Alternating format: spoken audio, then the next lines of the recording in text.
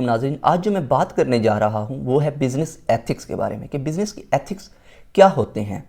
Greek language का word है ethos, वहाँ से निकला है ये एथिक्स।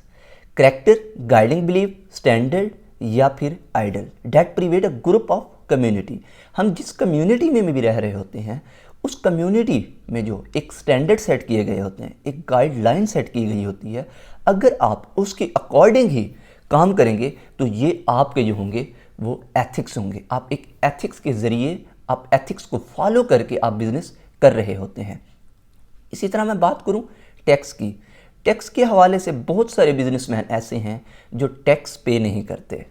या तो वो प्रॉपर्टी अपने बच्चों के नाम कर देते हैं, बिजनेस भी अपने बच्चों के नाम कर देते हैं, जिस तरह एजेंसीज हो गई। इस तरह अगर आप करेंगे तो आप गवर्नमेंट के साथ अनएथिकल बिहेव कर रहे हैं। आप एथिकल बिहेव नहीं कर रहे अपने बिजनेस में भी, क्योंकि आप जो है गवर्नमेंट को जो है आप प्रॉपर टैक्स पे नहीं कर रहे। अगर आप 1000 की अर्निंग कर रहे होते हैं तो आप 500 बताते हैं उनको। वो क्यों? क्योंकि हमें जो है टैक्स कम पे करना पड़े। आप अगर इस तरह से एक ईमानदारी के साथ टैक्स पे नहीं करेंगे तो आप जो है एक अनएथिकल बिहेव कर रहे हैं एक गवर्नमेंट के साथ। इसी तरह मैं बात करूं तो charge reasonable profit from the customer, कि बहुत सारे लोग ऐसे होते हैं कि एक रीज़नेबल जो प्रॉफिट होता है वो कस्टमर से नहीं लेते। एक 100 की है तो उसको 200 की सेल करते हैं चीज़ को, एक ब्लैक पे सेल करने की कोशिश करते हैं। इस तरह का जो बिहेवियर है आप बिल्कुल ना करें, ये भी अनएथिकल बिहेवियर है कस्टमर के साथ। उसके बाद जो होता है genuine safe product for customer. आपको चाहिए कि आप एक जेन्युइन और सेफ प्रोडक्ट बनाएं कस्टमर के लिए, एक नकली प्रोडक्ट ना बनाएं आप कस्टमर के लिए। अगर देखा जाए कोरोना वायरस में बहुत सारे लोगों ने जेली सैनिटाइज़र बनाए हैं, नकली सैनिटाइज़र बना के उन्होंने बहुत सारे जो है उन्होंने प्रोडक्ट को सेल की है, जो कि प्रोडक्ट जो थी वो कस्टमर के लिए सेफ़ नहीं थी और उससे भी बहुत सारे नुकसानात हुए और कोरोना वायरस फैला है। इस तरह से जो है आप अनएथिकल बिहेव ना करें, एक दूसरे की जान के साथ खेलने की कोशिश ना करें। आप जो है एक सेफ प्रोडक्ट बनाएं और एक जायज़ प्रॉफिट कमाएं।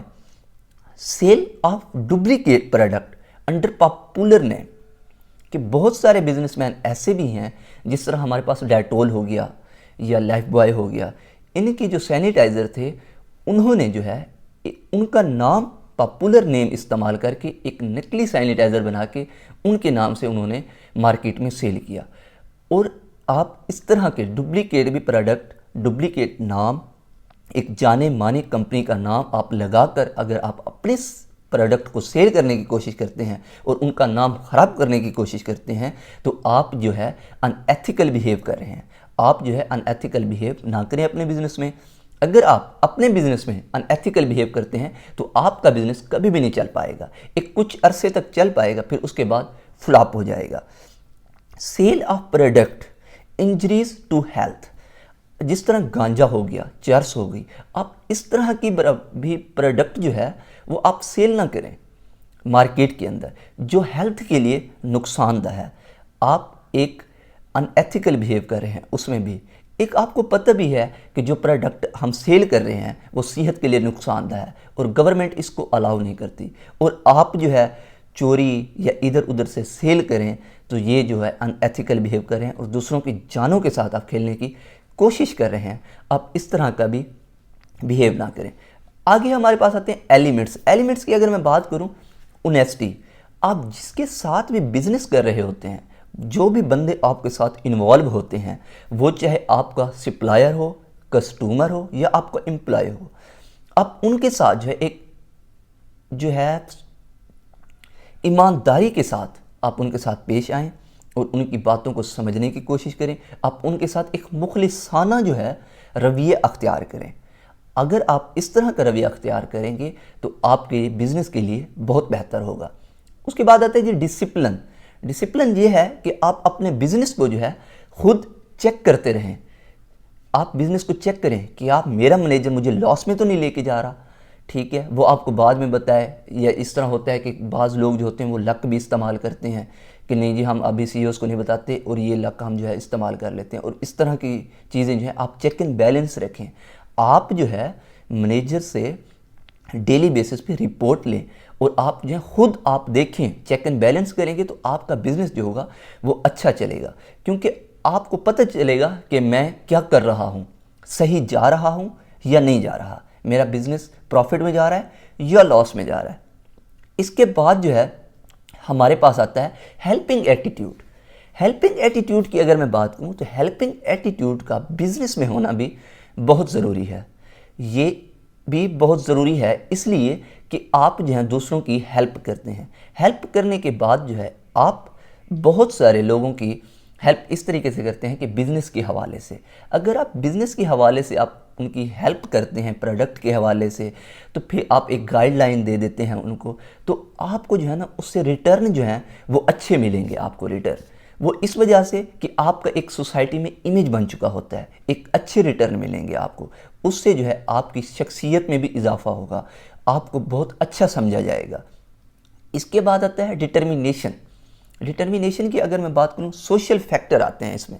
सोशल फैक्टर जो होते हैं अगर देखा जाए तो सोशल फैक्टर की अगर मैं बात करूं तो सऊदी अरब में जो है हम वो फीमेल को एम्प्लॉय नहीं रख सकते। फीमेल को एम्प्लॉय इस वजह से नहीं रख सकते क्योंकि वहाँ पे अलाउ नहीं है, वहाँ पे अनएथिकल बिहेव करेंगे अगर हम फीमेल को एम्प्लॉय रखेंगे। हमें मेल को ही फोर्स करना पड़ेगा वहाँ पे।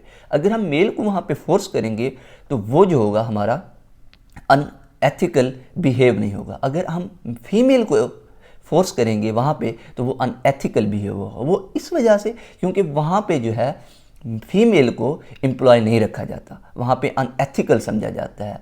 अगर इस वजह से अगर आप इस तरीके से अगर आप सऊदी अरब में भी आप फीमेल को फोर्स करेंगे एम्प्लॉय की तो आप अनएथिकल बिहेव कर रहे हैं एक सोसाइटी के साथ, फिर भी आपका बिजनेस नहीं चल पाएगा। इस तरह से इकोनॉमिक फैक्टर की अगर मैं बात करूं, इकोनॉमिक फैक्टर जो होता है वो इकोनॉमिक डेवलपमेंट होती है। जितनी भी अगर देखा जाए आपका बिजनेस चल रहा है वो इकोनॉमिक डेवलपमेंट की ही वजह से चल रहा है। अगर आपकी इकोनॉमिक डेवलपमेंट में जो है ख़राबी है, आप मीन्स के इस तरह देखा जाए तो आप एडवर्टाइजमेंट गलत करते हैं, गलत चीज़ों का सहारा लेते हैं, फाल्स चीज़ों की एडवर्टाइजमेंट करते हैं और गलत लोगों का सहारा लेते हैं, गलत प्रोडक्ट का सहारा लेते हैं, तो आप जो है इकोनॉमिक डेवलपमेंट नहीं कर रहे होते, आप एक गवर्नमेंट के साथ भी अनएथिकल बिहेव कर रहे होते हैं। अगर मैं इसी तरह कल्चर की बात करूं तो कल्चर के हवाले से भी अगर देखा जाए तो अगर मैं वेस्ट में रह रहा हूं तो उसके मुताबिक ही मुझे बिज़नेस चलाना पड़ेगा, जो उस सोसाइटी में है मुझे उसके मुताबिक ही चलना पड़ेगा। जो पाकिस्तान में मैं बिज़नेस करूंगा तो उसके मुताबिक ही मुझे ये बिज़नेस करना पड़ेगा। इसके लिए अगर देखा जाए तो हम जिस सोसाइटी में भी रह रहे होते हैं आपको उसके मुताबिक ही बिज़नेस करना चाहिए। उसकी जो रूल्स एंड रेगुलेशन है, एक स्टैंडर्ड है, एक गाइडलाइन है, एक आइडल है, उसके मुताबिक ही जो है आप चलेंगे तो आपका जो बिज़नेस होगा वो बहुत अच्छा चलेगा। अगर आप इस तरीके से अपने बिज़नेस को एक सही तरीके से जो है डेवलप करने की और अनएथिकल बिहेवियर इस्तेमाल करेंगे तो आपका बिज़नेस बिल्कुल भी नहीं चल पाएगा।